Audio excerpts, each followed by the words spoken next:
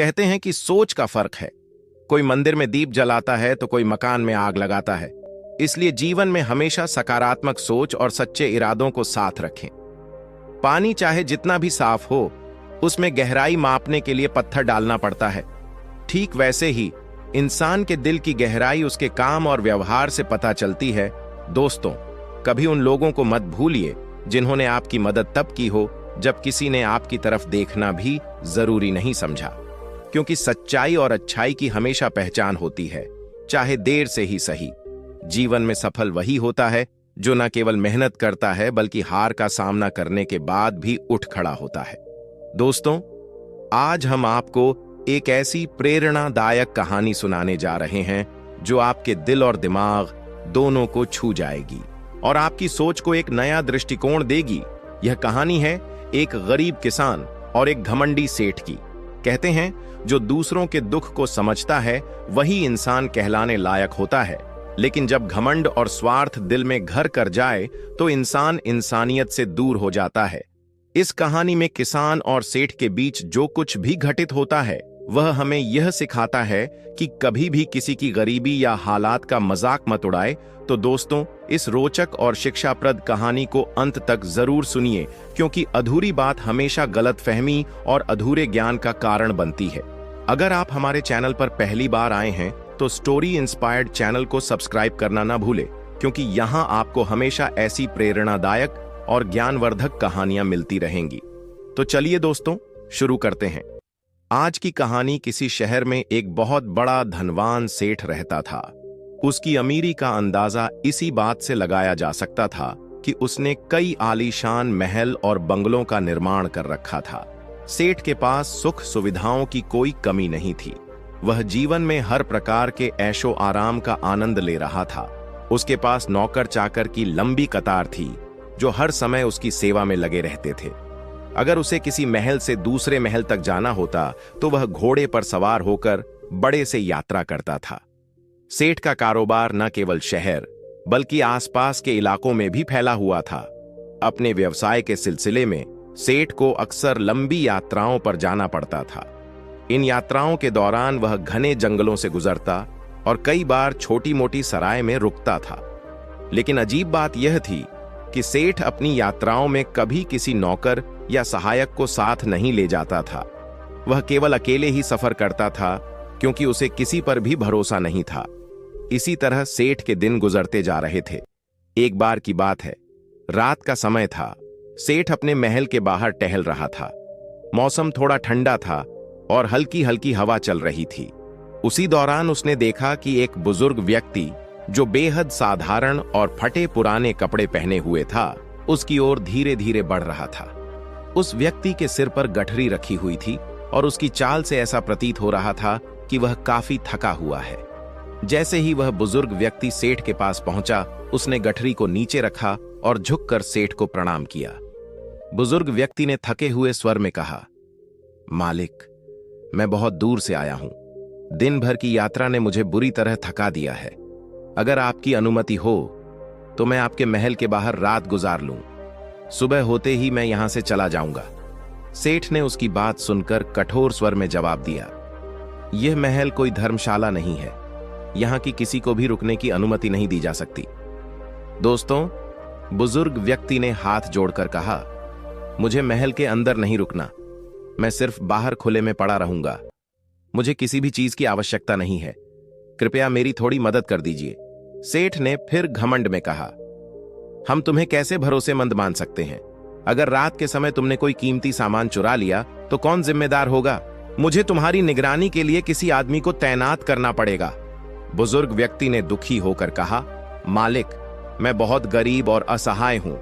मेरे पास चुराने के लिए कुछ भी नहीं है। मैं सिर्फ एक रात की छाव मांग रहा हूं। लेकिन सेठ को उस पर बिल्कुल भी दया नहीं आई। उसने तीखे स्वर में कहा, तुम यहां नहीं रुक सकते। मुझे तुम्हारी कहीं किसी बात पर विश्वास नहीं है। सेठ के कड़े शब्द सुनकर बुजुर्ग व्यक्ति चुपचाप अपने गठरी को उठाने लगा। उसका शरीर पहले से ही थका हुआ था। भारी गठरी उठाते समय उसकी पीठ झुक गई। आसमान में घने बादल छा गए थे। अंधेरा घना हो चुका था और हल्की बूंदाबांदी शुरू हो गई थी। बुजुर्ग व्यक्ति ने धीरे धीरे कदम बढ़ाए। उसका मन सेठ की कठोरता से बहुत आहत हो चुका था। वह सोच रहा था कि इस शहर में दयालुता और इंसानियत का कोई स्थान नहीं है। चलते चलते उसकी थकी हुई टांगें कांपने लगी। ऊपर से मौसम बिगड़ता जा रहा था। तेज आंधी और मूसलाधार बारिश का डर अब साफ महसूस हो रहा था। बुजुर्ग ने अपने कदमों को बढ़ाने की कोशिश की, लेकिन उसका शरीर थकावट और दर्द से जूझ रहा था। धीरे धीरे बरसात होने लगी। जिस तरह रात का अंधकार गहराता जा रहा था, उसी प्रकार वह बुजुर्ग व्यक्ति अपने कंधे पर गठरी रखे धीमे धीमे कदम बढ़ाते हुए अज्ञात दिशा में चला जा रहा था।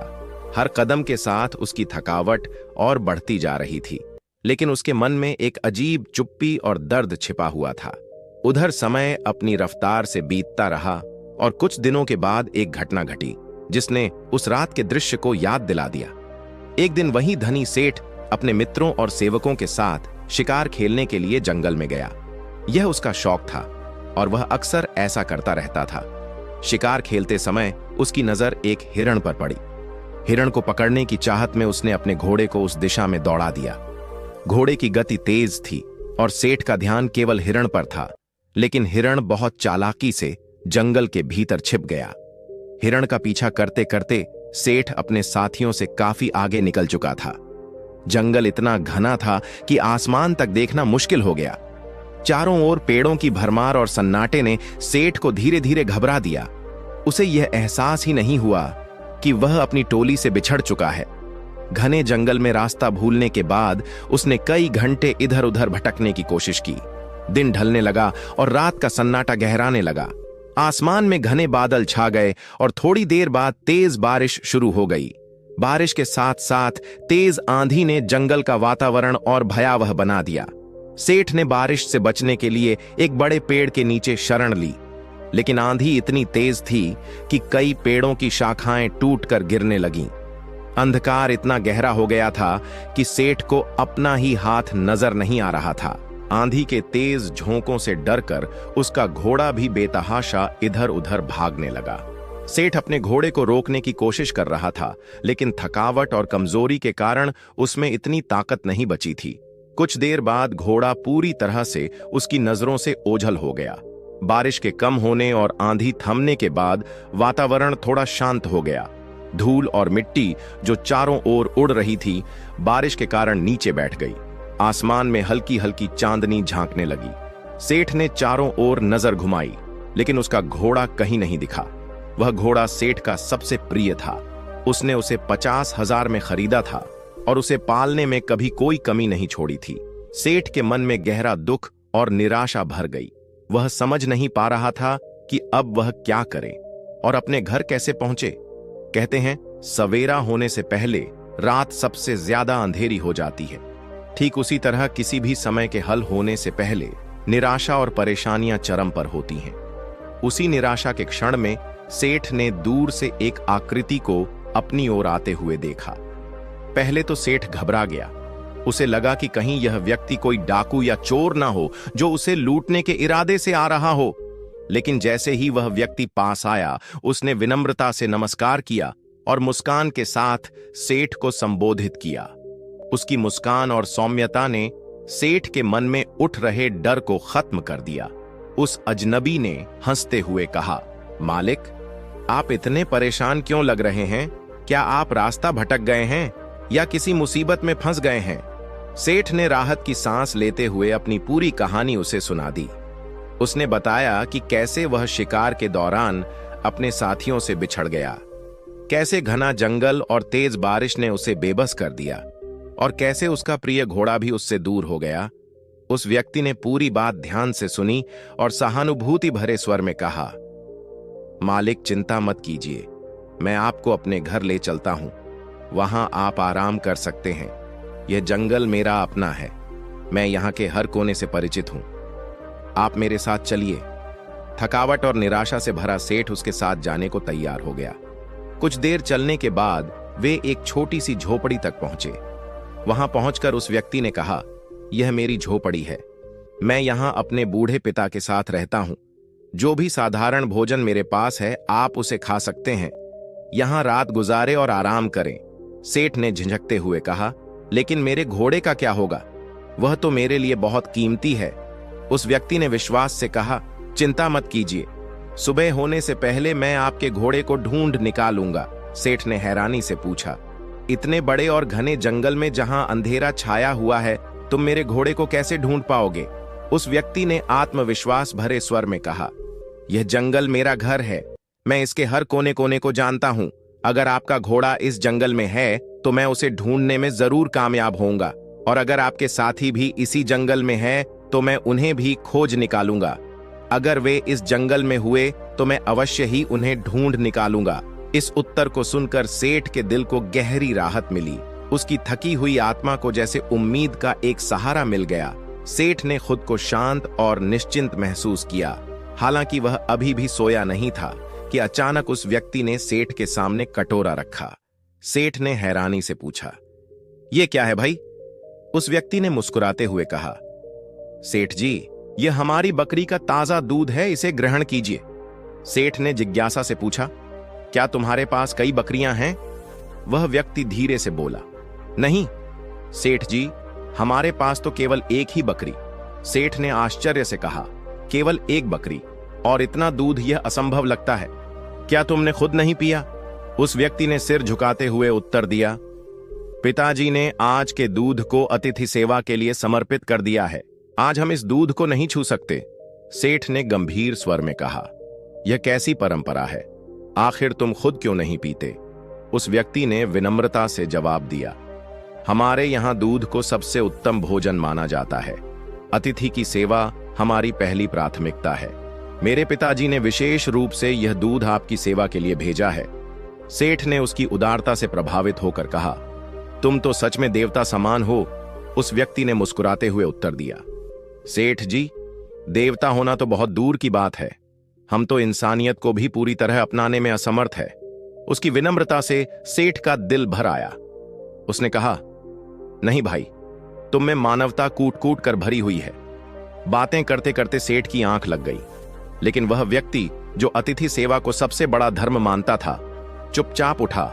उसने एक मशाल अपने हाथ में ली और घोड़े को ढूंढने के लिए अंधेरे जंगल की ओर निकल पड़ा। पूरी रात उसने घोड़े को खोजने में बिता दी। सुबह के करीब उसने जंगल के एक कोने में सेठ का घोड़ा ढूंढ निकाला। जब वह घोड़े को लेकर अपनी झोपड़ी लौटा तो उसकी मां ने तुरंत उठकर घोड़े के लिए चारा डालना शुरू कर दिया। वह जानती थी कि जंगल से लौटे हुए घोड़े को भूख और थकावट होगी। हालांकि घोड़ा घास चरकर लौटा था, फिर भी उसकी मां ने घोड़े की सेवा को अतिथि सेवा का हिस्सा माना। सुबह जब सेठ जागा तो उसने देखा कि उसका प्रिय घोड़ा चारा खा रहा है। वह व्यक्ति उसके सामने हाथ जोड़कर खड़ा था और कह रहा था, ईश्वर ने हमारी लाज रख ली। सेठ ने पूछा, क्या मतलब, कैसे? वह व्यक्ति बोला, सेठ जी, आपका घोड़ा सकुशल मिल गया।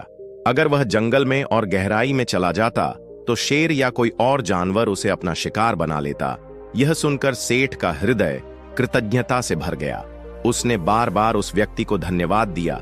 इसी बीच उस व्यक्ति की मां ने फिर से सेठ के लिए दूध का कटोरा भेजा। सेठ ने दूध पी लिया और घर लौटने की इच्छा प्रकट की। सेठ ने कहा, मैं तुम्हारे पिताजी से मिलना चाहता हूं, क्या वह मुझसे सकते हैं? वह युवक बोला, पिताजी इस समय आराम कर रहे हैं, मैं उन्हें बुलाने जाता हूं। वह युवक अपने पिता के पास गया जो बिस्तर पर लेटे हुए थे। युवक ने धीरे से कहा, पिताजी, अतिथि महाशय आपसे मिलना चाहते हैं। उसके पिता ने अपनी आंखें बंद रखते हुए पूछा, क्यों मिलना चाहते हैं? युवक ने उत्तर दिया, वे आपकी उदारता और सेवा के लिए आपको धन्यवाद देना चाहते हैं। पिता ने गहरी सांस ले हुए कहा, बेटा, उनसे कहना कि कुछ दिन और यहां ठहर जाए। युवक ने कहा, पिताजी, मैंने उन्हें यही सुझाव दिया था, लेकिन वह तैयार नहीं हुए। दोस्तों, पिता ने थोड़ी देर शांत रहकर कहा, अच्छा तो उन्हें उनके घर तक छोड़ आओ। फिर युवक ने सिर हिलाते हुए कहा, ठीक है, लेकिन पिताजी, वे जाने से पहले आपसे मिलना चाहते हैं। पिता ने गहरी आवाज में कहा, बेटा, यह ठीक ठीक रहेगा कि मैं उनसे ना मिलूं। पिता के इस उत्तर को सुनकर युवक थोड़ा चौंक गया। हालांकि उसने अपने पिता की बात पर कोई सवाल नहीं उठाया। वह चुपचाप खड़ा रहा और अपने पिता के सामने कोई शब्द नहीं कहा था। आज वह अपने पिता को इस प्रकार देखने लगा जैसे उसकी आंखों में कोई सवाल लिख दिया गया हो। वह बिना कुछ कहे अपने पिता की ओर आश्चर्य भरी निगाहों से देख रहा था। पिता ने पुत्र की आंखों में झलक रहे प्रश्न को पढ़ लिया। मुस्कुराते हुए उन्होंने बेटे को धीरे धीरे समझाते हुए कहा, बेटा, शायद तुम यह पूछना चाहते हो कि मैं अतिथि से मिलने से क्यों बच रहा हूं और उसका ऐसा सम्मानजनक आदर क्यों नहीं कर रहा जैसा कि वह योग्य है। दोस्तों, पुत्र ने विनम्रता से कहा, पिताजी, मैं सच में यह बात समझ नहीं पा रहा हूं। आपके इस व्यवहार में मुझे सत्कार के स्थान पर अनादर झलकता है। पिता ने हंसते हुए कहा, बेटे, यह अनादर नहीं बल्कि आदर का ही एक रूप है। मेरी यह चुप्पी अतिथि के प्रति गहरा सम्मान प्रकट करती है। पुत्र ने आश्चर्यचकित होकर कहा, पिताजी, यह कैसी बात है? मैं इस अनादर में आदर की भावना को समझने में असमर्थ हूं। कृपया इसे स्पष्ट करें। पिता ने धीरे से जवाब दिया, बेटा, यह एक साधारण सी घटना है जिसे बताने का कोई महत्व नहीं है, लेकिन यदि तुम इसे जानना ही चाहते हो तो सुनो। दोस्तों, पिता ने थोड़ा रुक कर कहा, अतिथि से कह देना कि मैं बूढ़ा और बीमार हूं। मेरे स्वास्थ्य ने मुझे बिस्तर से उठने की अनुमति नहीं दी, इसलिए मैं उससे मिलने में असमर्थ हूं। यह ना बताना कि मैं जानबूझकर उनसे दूर रहना चाहता था। पुत्र ने सिर झुकाते हुए कहा, पिताजी, मैं आपकी बात अतिथि तक पहुंचा दूंगा, लेकिन मुझे यह ठीक नहीं लगता कि आप उनसे ना मिले। वह आपको अपना आदर्श मान रहे हैं। पिता ने शांत स्वर में कहा, बेटा, यही ठीक रहेगा। कभी कभी आदर दूर से ही किया जाता है। पुत्र ने अपने पिता का संदेश सेठ तक पहुंचा दिया। इसे सुनकर सेठ ने गहरी सांस ली और भावुक होकर कहा, ऐसे पवित्र स्थान पर आकर मैं उस महापुरुष को देखे बिना वापस कैसे जा सकता हूं, जिनके घर में भटके हुए को राह दिखाई जाती है, जहां अजनबियों को ऐसे स्वागत और सत्कार से नवाजा जाता है कि वे खुद को सम्मानित महसूस करें। ऐसे परिवार को देखकर ही जीवन धन्य हो जाएगा। पुत्र ने सेठ का संदेश अपने पिता तक पहुंचाया। यह सुनने के बाद बुजुर्ग को अपने कमरे से बाहर आना ही पड़ा। जैसे ही वह बाहर आए, सेठ ने उन्हें देखते ही पहचान लिया। उसकी आंखें आश्चर्य से फैल गई। यह वही बुजुर्ग थे जो कुछ दिन पहले सेठ के महल के सामने गठरी उठाए खड़े थे और एक रात के लिए आश्रय मांग रहे थे। सेठ की आंखों के सामने वह घटना एक बार फिर जीवंत हो उठी। उसे याद आया उसने किस तरह उस बुजुर्ग को दुत्कारा था और यहां तक कि चोर तक कह दिया था। सेठ का दिल ग्लानि से भर गया। उसने अपने दोनों हाथ जोड़कर बुजुर्ग के सामने क्षमा याचना की। बुजुर्ग ने शांत स्वर में कहा, सेठ जी, क्षमा मांगने की कोई आवश्यकता नहीं है। मैं आपको उस घटना की याद दिलाना ही नहीं चाहता था, परंतु आपके आग्रह के कारण मुझे बाहर आना पड़ा। यदि इस घटना से आपको कोई दुख पहुंचा है तो मुझे ही आपसे क्षमा मांगनी चाहिए। सेठ ने भावुक होकर कहा, आपका व्यक्तित्व तो अद्वितीय है। आप वास्तव में देवता समान हैं। आपकी यह झोपड़ी महलों से भी ऊंची है, क्योंकि यहां सच्ची मानवता का वास है। इतना कहकर सेठ बुजुर्ग के चरणों में गिर पड़ा। उसके आंखों से पश्चाताप के आंसू बहने लगे। उसके फड़फड़ा होंठ मानो यही कह रहे थे, आपकी इस झोपड़ी ने मेरी सोच और मेरे हृदय को बदल कर रख दिया है। इस घटना के बाद सेठ अपने घर लौटा। वह पूरी तरह से बदल चुका था। अब वह गरीबों और जरूरतमंदों की सेवा में अपना समय और धन लगाने लगा। उसके महल के दरवाजे हर आने वाले अतिथि के लिए हमेशा खुले रहते थे। जो पहले पत्थर दिल सेठ था, वह अब दया, करुणा और मानवता से भर गया था। उसका कठोर हृदय पूरी तरह से पिघल चुका था। दोस्तों, इस कहानी का निष्कर्ष यह है कि मानवता और दया से बढ़कर इस संसार में कोई गुण नहीं है। कहानी हमें यह सिखाती है कि सच्ची महानता बाहरी वैभव में नहीं, बल्कि भीतर की उदारता और करुणा में निहित होती है। सेठ, जो प्रारंभ में कठोर हृदय और स्वार्थ से भरा हुआ था, अपनी अमीरी और अहंकार के कारण दूसरों की भावनाओं और जरूरतों को समझने में असमर्थ था। उसने गरीब बुजुर्ग को सिर्फ इसलिए अपने महल के बाहर आश्रय नहीं दिया क्योंकि उस पर विश्वास नहीं था, लेकिन वही बुजुर्ग और उसका परिवार अपने सीमित साधनों के बावजूद न केवल उसकी जान बचाते हैं, बल्कि अपने अतिथि धर्म का पालन करते हुए उसकी सेवा भी करते हैं। दोस्तों, यह कहानी यह भी बताती है कि गलती को स्वीकार करने और उसे सुधारने का साहस इंसान को सच्चा महान बनाता है। जब सेठ ने अपनी गलती का एहसास किया और बुजुर्ग से माफी मांगी, तो उसका हृदय पूरी तरह से बदल गया। वह समझ गया कि धन, ऐश्वर्य और महलों से भी अधिक मूल्यवान है मानवता, सेवा और परोपकार। दोस्तों, कहानी का मुख्य संदेश यह है कि हमें अपने हृदय को दूसरों के लिए खुला रखना चाहिए। किसी की गरीबी, स्थिति या रूप रंग के आधार पर उसकी उपेक्षा नहीं करनी चाहिए। सच्चा सुख दूसरों की मदद करने और उनके जीवन में खुशियां लाने से मिलता है। जो व्यक्ति अपनी मानवता को पहचानता है वही वास्तव में जीवन में सफल होता है। प्रिय दर्शकों, आप सभी को यह कहानी कैसी लगी कमेंट करके अवश्य बताएं। अगर कहानी अच्छी लगी तो इस वीडियो को अपने दोस्त, फैमिली के साथ जरूर शेयर करिएगा। साथ ही चैनल को सब्सक्राइब और वीडियो को लाइक जरूर करें। दोस्तों, आपका एक लाइक और सब्सक्राइब मेरे लिए एक बहुत बड़ा उपहार के समान है, इसीलिए सब्सक्राइब करना बिल्कुल भी ना भूलें। कहानी के अंत तक हमारे साथ बने रहने के लिए आप सभी दिल को से बहुत बहुत धन्यवाद।